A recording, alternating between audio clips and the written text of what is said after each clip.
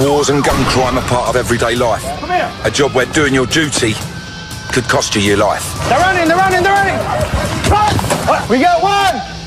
Now I'm joining some of these cops on the front line in the battle against the bad guys. We got him. Yeah.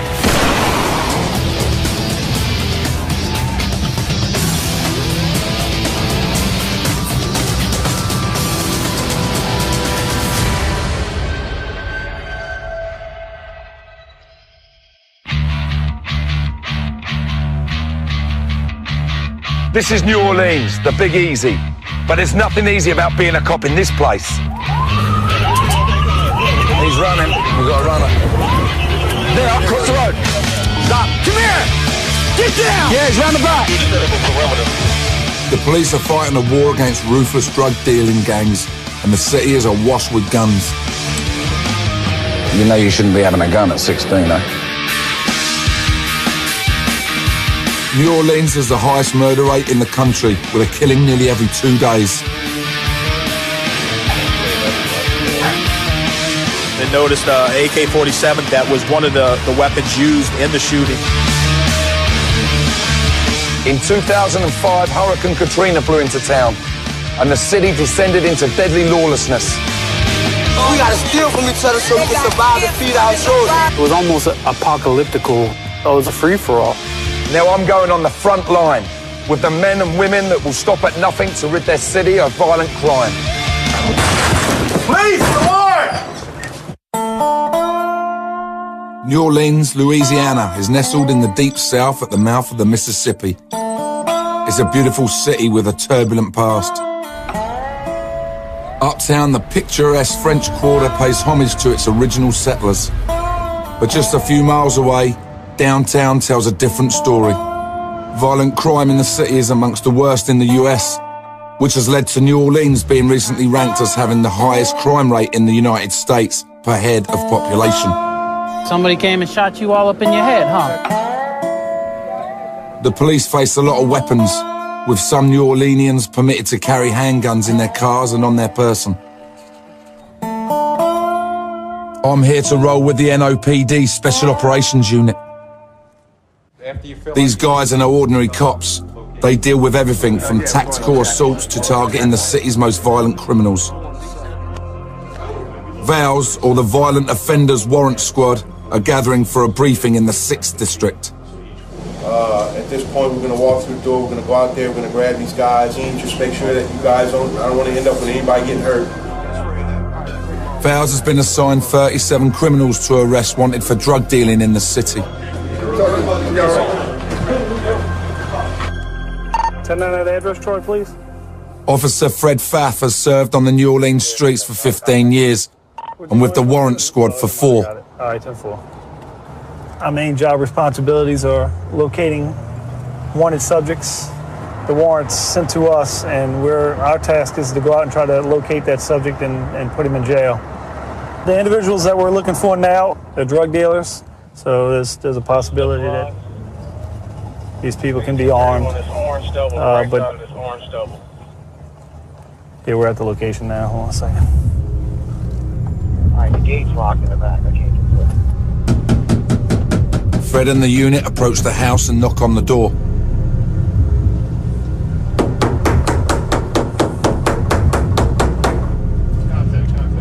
After a short while, they make contact and the lady answers.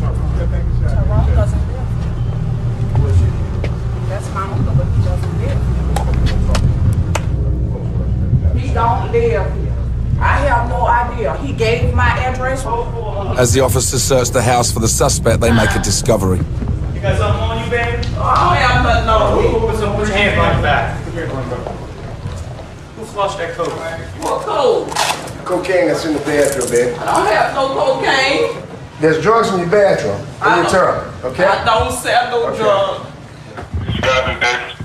That's shit in there too? Yes. I'm getting the fuck out of here.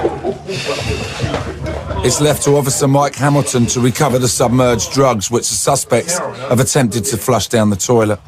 For the love of the job. That's suspected heroin. roughly an ounce of raw heroin. The Vals unit strike it lucky on their first warrant of the day, and they uncover $50,000 of raw uncut heroin and over $2,000 in cash. With neither of the subjects in the house willing to own up to the drugs, both are arrested and taken to jail.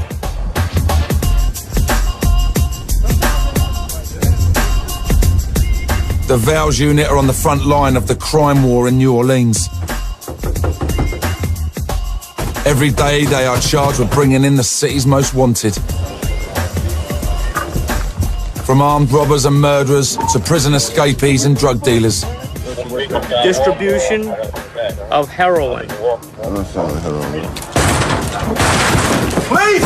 They often face hardened criminals with a lot to lose, so a tough and uncompromising approach is always necessary. Going to jail. The distribution of crack cocaine. As the day rolls on, Vals round up 30 wanted criminals and a large quantity of illegal narcotics. Open the front door! Successfully removing drugs and the drug dealers from the city streets. I'm joining Fred for my first patrol with Vals on the mean streets of New Orleans. What do you think about our boys? Our cops don't carry guns. There's no way. There's no way that I would go out on the street without a gun. You wouldn't? Not here, absolutely not. They have criminals all over the country, but in this city, they're savages. They don't care about anything. Our first warrant is for a man wanted for an assault on his girlfriend and criminal damage to property.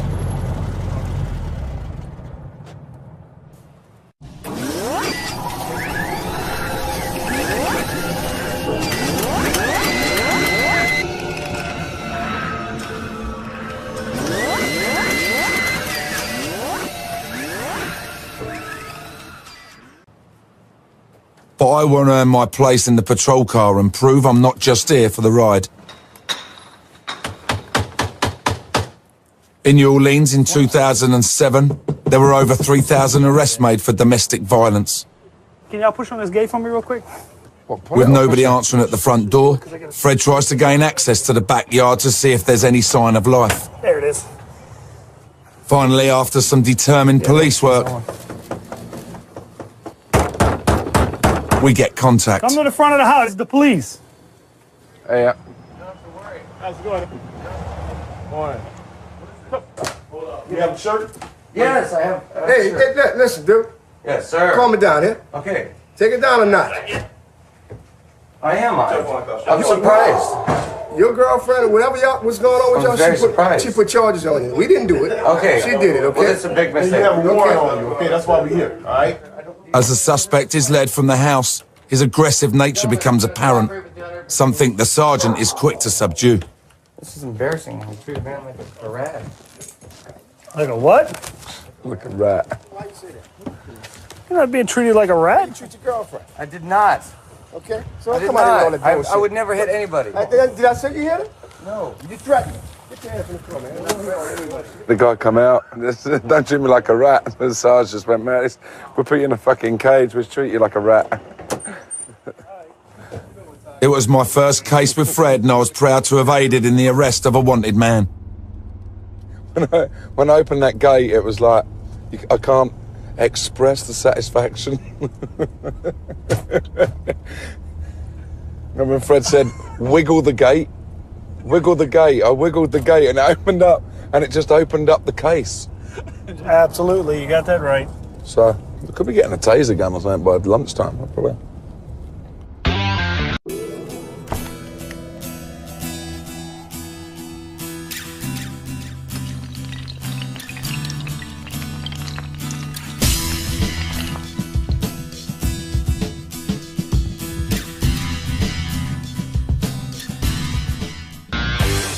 I'm in New Orleans, Louisiana with the Elite Special Operations Unit.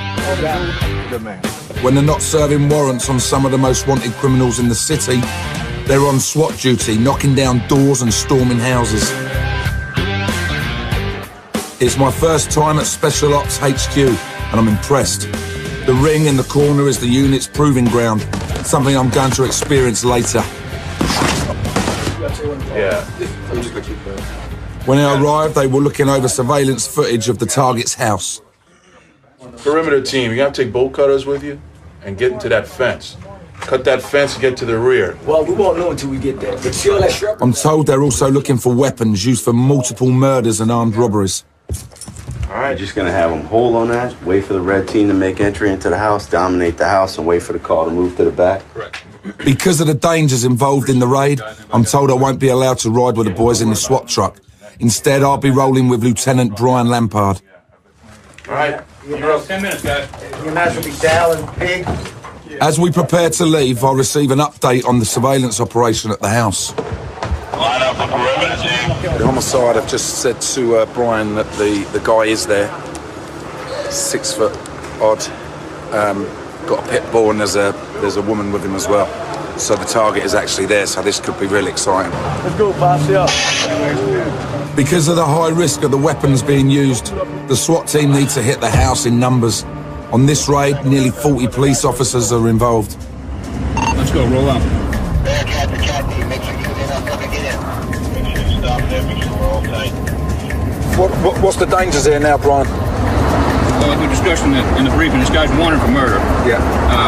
He obviously has violence in his past. Depending on how bad he wants to stand his ground, he's got the potential to be a violent encounter for us. I don't know how they feel. I got the adrenaline going. It's good. Okay, you can walk away. There's the house there. Pretty ready for it. They're all going up the side of the house. SWAT raids are fraught with danger. With a high possibility of a shooting of a suspect or officer, I'm happy not to be first through the door on this one. They're bashing the front door in. They're going in now. They're all in there now. Everybody's inside. Has a lot of shouting and screaming. It was tense in the car as we waited outside for an update from the SWAT team. Are you holding the target? Negative, one female. Here comes a woman. There's a lady come out. Red team to blue team. Red team leader, we're making a move upstairs. Corey, get the intel. With no sign of the target, I'm allowed to move forward towards the house. It was really quick. I mean, they literally was here, up the side, round the back, through the front door. Really effective, really, really good. They've got one woman in there, so whether the guy got out or what, I don't know. But the trouble is, when they're coming in, they've got so many of these kids on corners with cell phones, I think they get tipped off. That's the battle. These guys, they've got lookouts on the corners on the cell phones.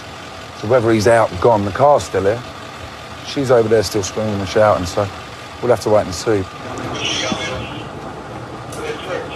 With the house now safe, I went in to see what the team are up against. Stinks of dogs. There's 2 more dogs in there. One come out. There's a pit bull around the side.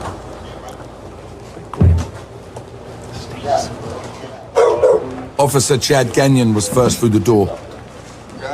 You never know what you're going to get. I mean, the warrant is a homicide warrant, so you're going after a guy who's already committed a homicide. His potential for violence is very high. You never want to see those days where one of us don't come out of the house. Even though the target wasn't in the house, the SWAT team recovered a weapon used in a double murder. The gun will eventually be destroyed, along with the estimated 2,300 firearms the NOPD recover every year. I'm impressed watching the unit in action. These guys know what they're doing and are clearly very good at it. I'm disappointed not to have gone through the door with the team, but they've told me I can prove my worth to the unit in an initiation test that they have planned. My reputation precedes me as a bit of a hard man, so they've told me I need to face one of their tough guys in the ring. To them, I'm Hollywood, but they don't know I've recently spent 6 weeks in a gym training for my last movie. Oi, I'm the only traveller who's won 6 years in a row. I done the Strength and Honour movie with Michael Madsen, and I was in the gym for 6 weeks, and really got into it, and you realise how hard it is. I'm ready to fight, but then Jeff, The unit's prize fighter steps through the door. Jeff? How you doing, man? Yeah, bro, it's good to meet you. Hey, Vinny. Hopefully he's got an extra thick head guard for me. Absolutely. And he takes it easy on me. Nah. Because we got to work tonight. And this has become precious now, so... What are you, 220, Jeff? 230? Wait. Yeah. 265. 265, there you go. And I've just lost about 12 pounds.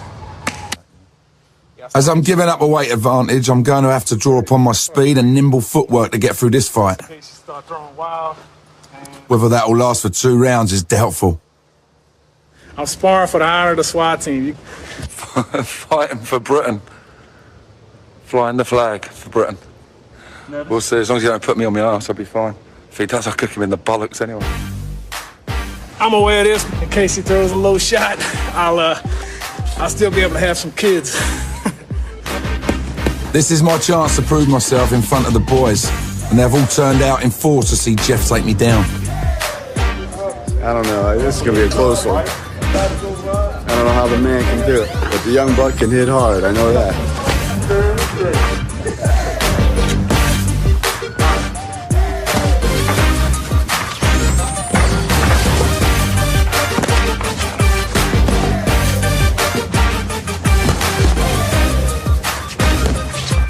I started well, managing to get a few good jabs in.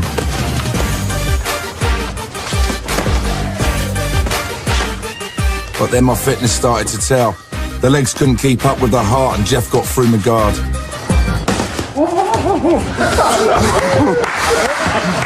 You good?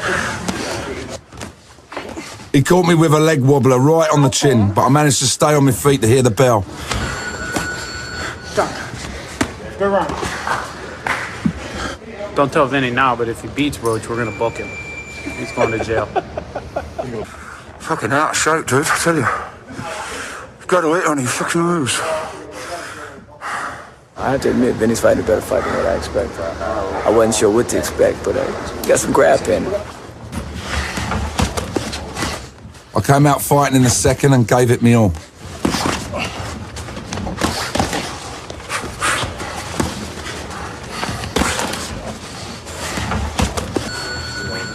I'd given it my best shot. I was just happy not to be lying flat out on my back in front of the boys. Jeff's saying I'm coming in a bit low there. He was waiting for me to throw it, but caught me one where... I'd have to take the first round because I caught him with that hook. Vinny's gonna have to take the second round because he put a few punches together on me I couldn't defend. So we'll definitely call it a split decision. You know, he might have threw the fight because he didn't want to go to jail. Yeah, I might not have won, but I earned their respect and a place alongside them for the notoriously eventful night shift.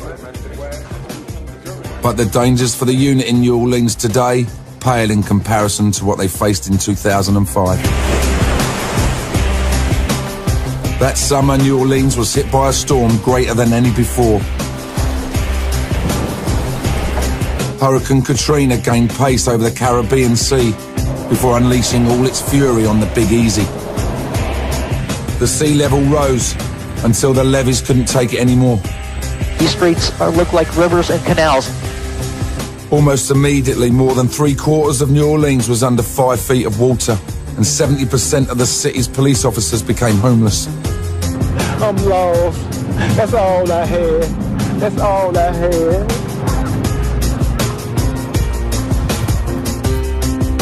Jason Samuels was one of many NOPD officers that stayed in the city to help its citizens. It was almost apocalyptical. Probably 85% of the city was underwater, at least 3 to 4 feet, which you had families stuck that needed rescuing. And then the other 15% that was out of water, you had millions of people heading that way to basically steal what they wanted, what they needed, or just try to find safety. They said send everybody to the Superdome. That was horrific. There was murder, there was suicide, conditions that were so horrible that I had to get out. More than half of the city fled, but with New Orleans in its hour of need, Jason knew he had to stay. He regrouped with the rest of the unit in a nearby school. I mean, you basically learned a survival mentality. We went and found stores that maybe weren't flooded where we were able to get socks and some type of food stuff, canned food and everything, to where we were able to sustain ourselves until help arrived. Jason and the Special Operations Unit patrolled the city with the army, rescuing those in need and recovering the bodies of some of the estimated 2,000 people that died. Local law enforcement is awesome. You know, they routinely running through about every 10 minutes. So. Amazingly, Jason did all this with an open gunshot wound in his leg. Just over a month before Katrina hit, he was involved in a shootout with a fleeing criminal whilst on duty in the city. The gunshot wound in my groin area had never closed, so I was constantly bleeding. My left leg swelled up to probably 2 to 3 times its normal size. The pain was such that I would crawl to where my boots were or whatever and get dressed, and I just put on my gear and went to work. Even now the city is still recovering, but the heroics of Jason and his fellow NOPD officers will always be remembered. As far as American police, I don't think there's any other unit that's been through what we've been through. It was akin to guys going overseas to war together. Without a doubt, the Special Ops Unit excelled in the city's time of need, and listening to the heroics of Jason makes me proud to be serving alongside them. But as I was about to find out, when night falls, the challenge of being a cop in New Orleans becomes even greater. I'm in New Orleans, Louisiana, a city blighted by drugs.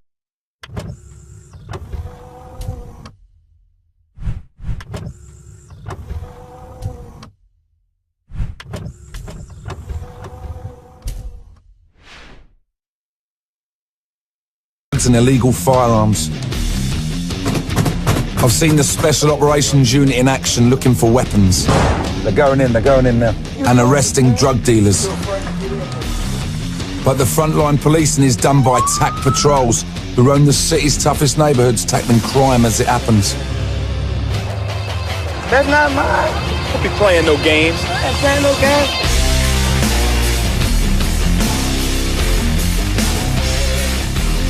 Officer Christian Frick is heading to one of the city's most crime-ridden neighbourhoods.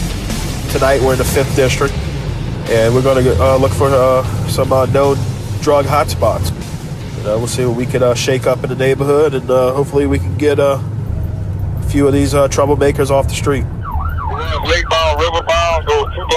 The night is still young when Frick gets a call to assist other officers on the scene of a triple shooting. Yeah, this is actually going to be the scene right here on the left with all the news cameras. What's the script, Unit? What's the script? Right on those shooting. On the scene, Frick discovers that 3 men in a 4x4 drove past and sprayed everyone on the pavement with an AK-47. One of the victims is a 16-year-old boy. The crime actually happened right here by the car where all the cones are. From there, once the shots rang out, the victims probably ran over to this tire shop, at which point they were hit, and unfortunately one's down, and he's been pronounced dead on the scene.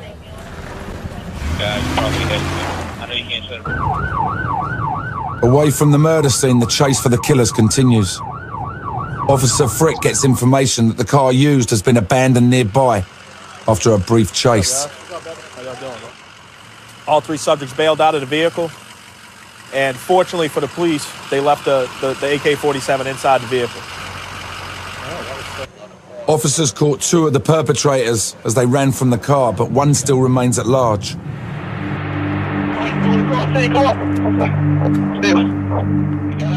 As Christian returns to the car, he gets a call that the remaining wanted man has been spotted. St.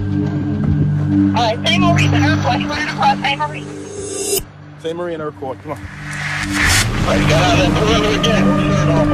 got a guy fitting the script of this 34S of the shooting. He just ran across the street here.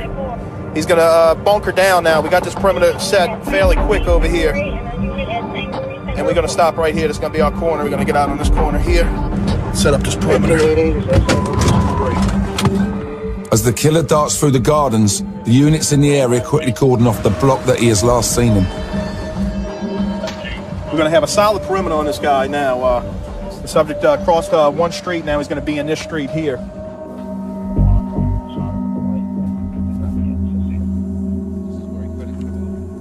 The K9 unit arrives and searches the area, but unfortunately it fails to pick up on the perpetrator's scent. The search is hampered by the number of empty houses left over from Hurricane Katrina that act as good hideaways. They could go anywhere in these abandoned houses. And on that last block, there was only 2 houses that people were actually living in. After looking for over an hour, the search is eventually called off. With 2 suspects in custody, getting the name of the third won't be difficult. What you doing, bro? However, for Christian not to find the suspect is still frustrating. It's aggravating. I mean, we've been out here for an hour. You got numerous officers out here concentrating on this area, and we can't do anything about it. Rounds, 30 rounds. Clearly, when the sun goes down, the criminals come out to play, and the job of the police becomes even more difficult. The following night, I hit the streets with Officer John Barbetti, who has survived many close encounters. Much controlled, but, you know, there's murders every day. Your first gunfight, how did that come around? It was interesting. We had an informant working with us, and they said there was going to be a deal going down, and we were going to try to jump it around, and it ended up turning into a gunfight right then and there. What, he jumped out with the gun? Yeah, 2 passengers and the driver all had guns. How long ago was that? That was in 2001. You've had a few more since then, have you? Yes. I'm slightly worried I might be going on patrol with the bullet magnet, but thankfully we're hitting the ghetto in numbers. You got anybody with you? We're travelling in a special tactical group known as the Wolf Pack. A gang of cars that stick together to flood a particularly difficult area. All we do is mostly proactive kind of work. Try to stop it before it happens or while it's happening. This is the 9th Ward area. A lot of chasing, a lot of weapons violations, and heavy into narcotics. He's going to stop this guy right here.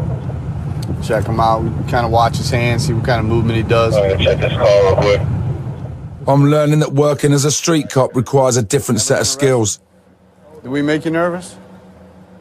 You all right? You sure? Your heart's going 100 miles an hour.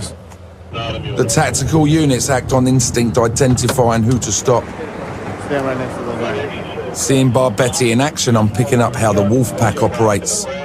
Then a call comes through on the radio of another unit needing assistance. Bring you guys over here to the 4,000 block. On the scene, a young suspect is in custody, and then I notice why. Fuck. You had that gun? What you carrying a pistol for, bro? Officer Wagger's Pack was first on the scene, so I ask him what happened. We saw the subject emerge from the corner on the bicycle. He hopped off the bicycle, started fleeing on foot, digging in his pocket like this, believing he was concealing a weapon, concealing a firearm. We hopped out, we started ordering him to stop. He continued running. As he got about up into this area right here, he removed the firearm from his pocket, tossed it onto the concrete here. Officer Boudreaux tased him, and he was quickly subdued. How old are you? I'm 16. 16. Unbelievably, the suspect cycling around with a loaded gun isn't even old enough to watch one of my films at the cinema. 16 years old. As the case unravels, the armed cyclist provides a novel excuse as to why he's carrying a gun. He said he chased a chicken under the house. Missed the chicken and found the gun and the bullets under a house while he was riding his bike. As excuses go, this one ranks right up there. I went to speak to him to see if there were any holes in his story. What happened with the gun? Where did you find the gun? Over there?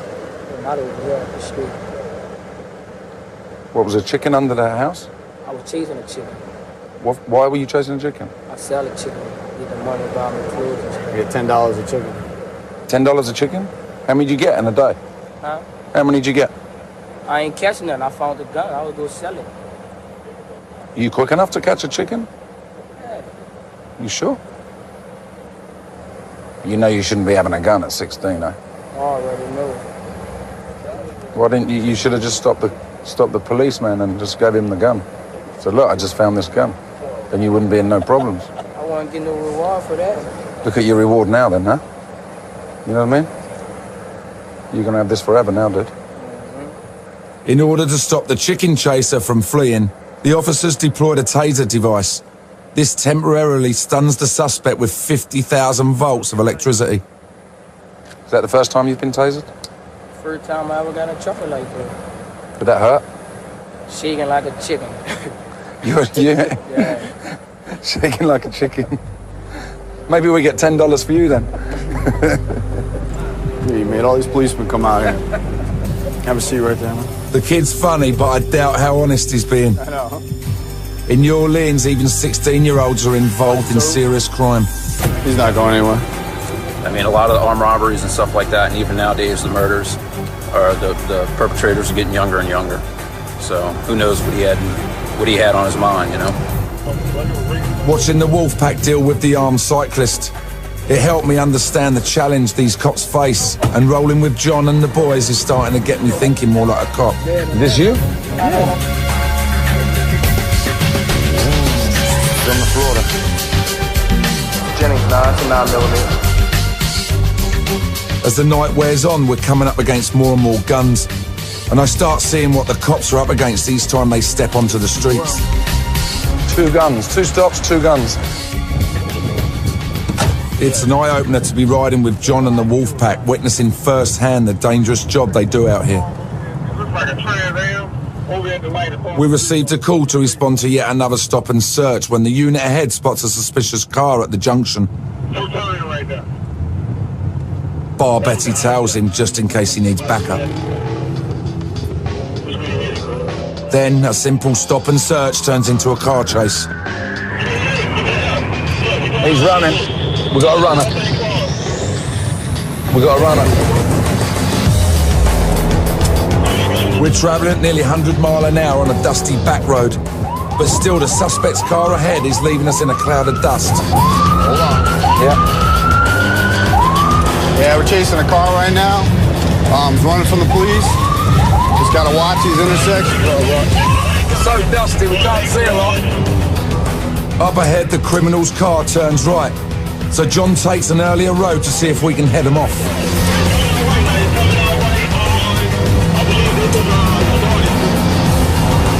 We're paralleling him right now. See if we can cut him off. As we wait for the car to emerge, the chasing unit radio, and they tell us that the wanted men have crashed and are now on foot.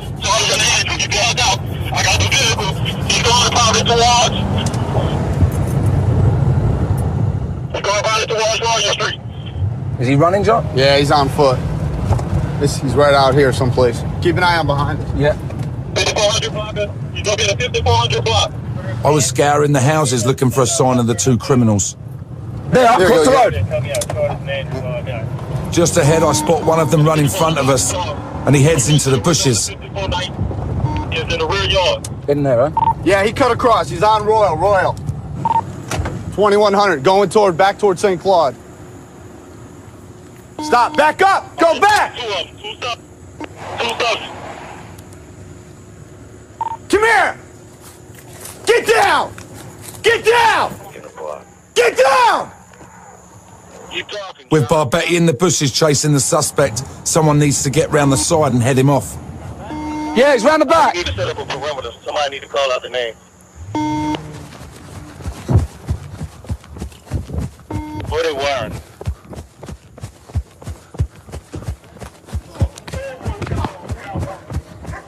You got him back there? Thankfully, another unit was there to tackle him. Otherwise, I would have had to notch up my first takedown.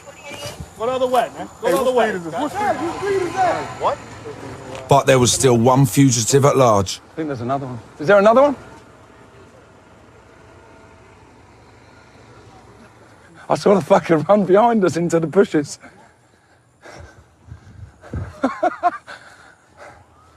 Is there another one? Yeah, it's gonna be one more. We got the driver so far. K9's already been called, bro. K9's already been called. I'm gonna put him on this side, bro. Yeah, y'all hold that corner right there. You can back it up. Right there. Oof, that was the real stuff. John just said to me, keep an eye out behind. I look behind, I just see him run across the street behind us. And he was going so fast, any little kids, anything, you'd have just killed him. You in got seconds. They got the one, yeah. Yeah, we flushed up. The one we saw coming. I saw him, I couldn't get back to that fence fast enough. I got whaled in the face with a tree branch. I just saw him out the corner of my eye, just running across the street. That was a good one. I said, I looked back and I saw you say, I was looking at it. While we wait for the K9 unit, I go to where the car crashed to find out how the chase ended. Here's the skid marks, right back here, look. And there's the skid there. So they've gone through there, tried to rectify it. Lucky it never went through the house. I think there must have been a cop car here, so they've spun it in here. There's one of the hats there, so the other guy's saying he was in the passenger seat, but looking at this, it looks like he was the one we got's the driver.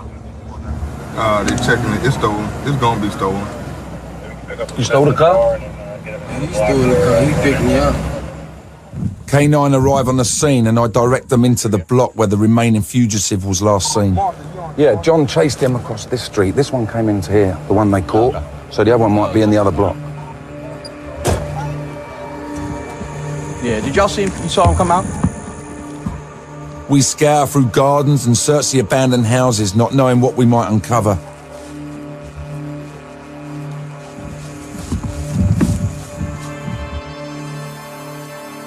My heart is in my mouth. Yeah, they don't know whether he's got a gun or not. They didn't find a gun in the car.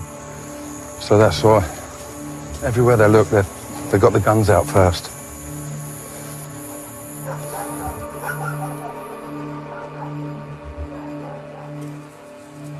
Million places to hide. After over an hour of meticulous searching, the K9 unit called it a day. We went into every garden. Dog never picked up anything. Car's pretty smashed up, as you saw. That's nearly a write-off, I'd imagine. But you did a good job spotting them. Yeah, we spotted him all right, but just frustrating we never got the other one. Yeah. But it was good eyesight and led to an apprehension. Yeah. Thank God we were close, and there's one less criminal on the street. But there's so many places in there to hide, man, I tell you. I'm proud to have helped John and the wolf pack get an arrest, but it's sad to see yet another young teenager in the hands of the law. Yes, I do. After the adrenaline of the chase wears off, I'm left feeling thankful that this time no weapons were drawn and that the boys can all head home tonight. I'm in New Orleans in the deep south of the United States.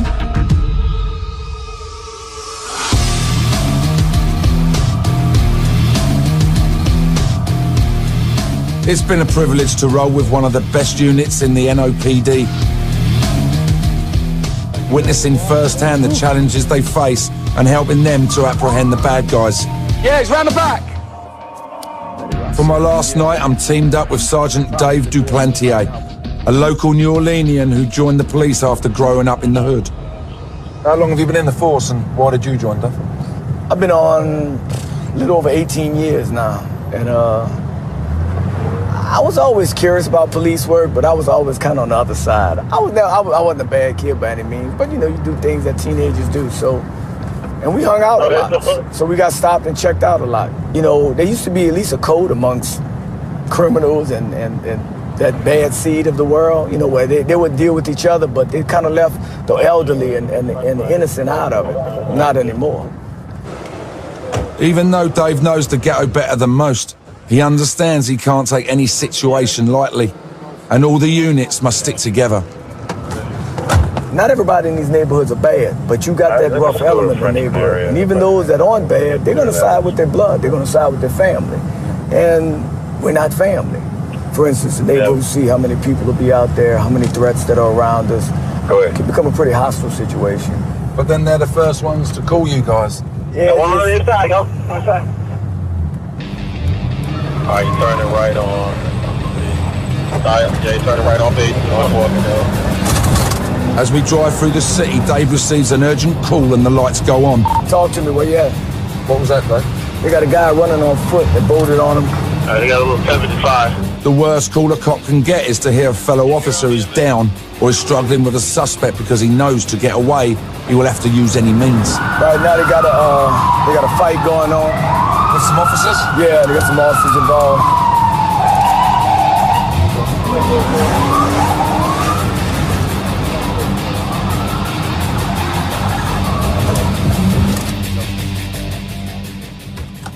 You good? Everybody good?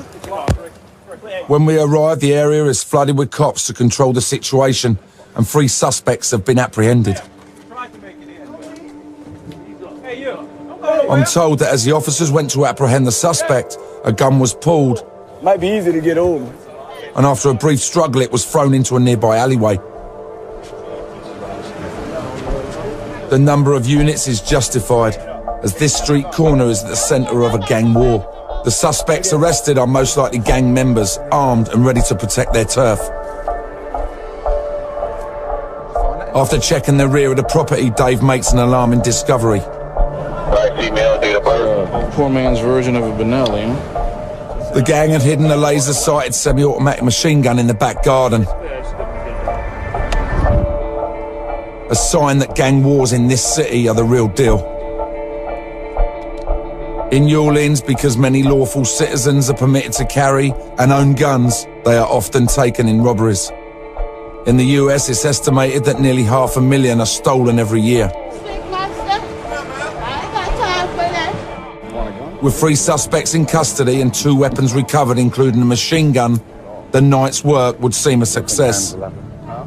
I'm not in no beef. You violate me bad, man. You got me bad. But the challenge of dealing with so many young people with guns is troubling. Had a gun, so calm down, all right? Look around, look at everybody right now in these cars and in handcuffs. Look at their faces. They're kids, they're children. And you see the hardware that they're carrying out there, the rifles, the guns. That's the frightening thing, yeah. They got that, yeah, they pull the trigger. They don't know the consequences of what they're doing. They don't. These people out there, they're killing each other like crazy, you know. That's the world we live in, you know. That's just how it is right now. It's sad. It's estimated that up to 50% of teenagers drop out of high school across the state, and many turn to crime to get by. They look so innocent when you arrest them, don't they? The only thing you can tell them is death or jail. And guess what? They don't care about either one. Jail is almost like graduating from college for kids out here. It's a pin on their shirt. So they don't care about that. They just go do their time, learn in jail, and come back out and keep doing it. As we leave yet another scene where teenagers have been arrested and weapons recovered, I'm left thinking that the job of Dave and all the cops in New Orleans is one I couldn't deal with day to day. Just like in one night, let alone, 1 week, the amount of guns that the lads are getting and the amount of guns they have to deal with and that threat, I just find phenomenal. The gun situation is out of control. It really is. Well, I mean, I've been doing this 18 years, and I still sometimes ride around and I just, every now and then you just kind of get awestruck with the amount of weapons that you see on the street. This is just a city where young, old, everybody's carrying a gun. It's almost like the Wild, Wild West. It's a hard-hitting final night on patrol with the Special Ops Unit. But with cops like Dave and the boys out here, New Orleans is certainly a better place. I've grown to appreciate the tough job they do, to understand it takes a special person to do this day in and day out. So basically, that's our time now up in New Orleans with the SWAT boys and everybody, and I've got to say it's been really enjoyable. I found that the longer we've been here, the more they sort of bring you into the group, and what's come out of it for me is how tight they are and how they all rely on each other. The shocking side of it all really for me is the amount of young kids, 16-year-olds walking about with a gun, full magazine, loaded, ready to go. Great learning curve and full of excitement, great adrenaline rushes on the car chase especially. You never know if someone's going to run out or anything, you're doing 100 miles an hour through these little streets. That was quite hairy. It's been a great experience, and I think it's taught me to basically, for me, to respect the law a lot more. Next time, I'm in Los Angeles, and I'll be rolling with the LAPD Special Gang Unit. I do not have nothing at all. Yeah, he's admitted that he's took it now, but he still won't tell them how much. The most dangerous place on earth. We're way back up. Could have been a bullet in the side of the head,